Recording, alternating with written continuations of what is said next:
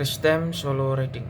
Oke, di sini aku mau menceritakan mengenai kisah pertamaku melakukan solo riding, yaitu berkendara sendirian, motor-motoran, naik motor sendirian sampai luar kota, bahkan beda kota, kabupaten, kota-kota lainnya, motor-motoran sendirian lah. Sesuai mengapa itu bisa terjadi? Yang pertama, eh aku sendiri itu tipikal orang yang nggak bisa mempunyai kelemahan mengenai komunikasi, ya. Aku nggak bisa ngajak seseorang untuk ayo main ke sini, ayo main ke sana. Tipikal nggak bisa kayak gitu, karena dari dulu kecil aku itu lahir sendiri, ya, nggak punya saudara. Jadi komunikasiku, interaksiku antara seseorang itu agak kurang, ya. Jujur, saat aku SD, TK, bahkan mulai dari TK dulu, yaitu sulit berteman. Entah kenapa aku itu sibuk dan suka menyendiri, lebih ke suka sesuatu hal. Tapi bila diajak main, aku sangat suka sekali. Aku sangat suka sekali bila diajak main oleh temanku, tetanggaku yang seumuran, itu sangat suka sekali. Dan aku itu kecenderungan itu lebih suka berinteraksi dengan seseorang yang lebih dewasa daripada aku. Entah itu omku, kakak sepupuku, atau orang dewasa lah.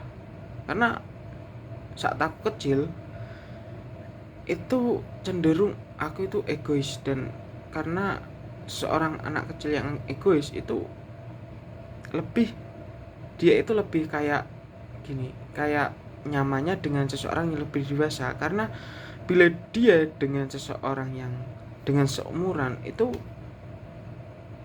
sama-sama nggak mau ngalah. Jadi bila anak kecil yang bergaul dengan orang lebih dewasa, itu orang dewasa itu lebih mengalah, ya. Paham nggak yang aku maksudkan? Kembali lagi ke solo riding. Awal mula itu aku melakukan solo riding itu waktu SMK. SMP malahan. SMP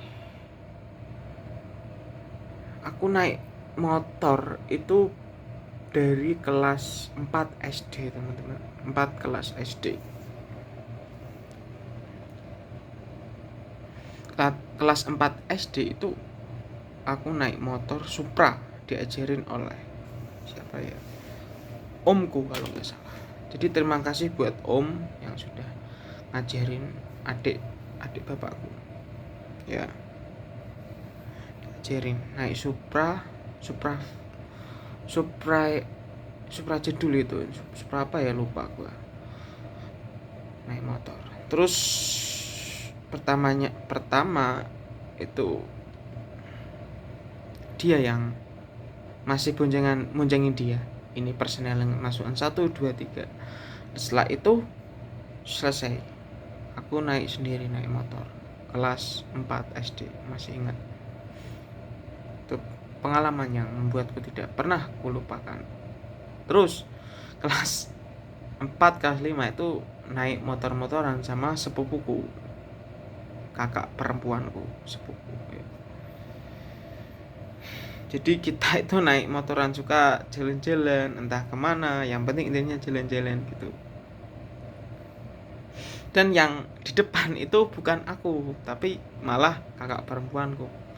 Masih ingat waktu-waktu itu aku kadang ke beda kecamatan gitu, terus mampir cuma beli es jus buah itu.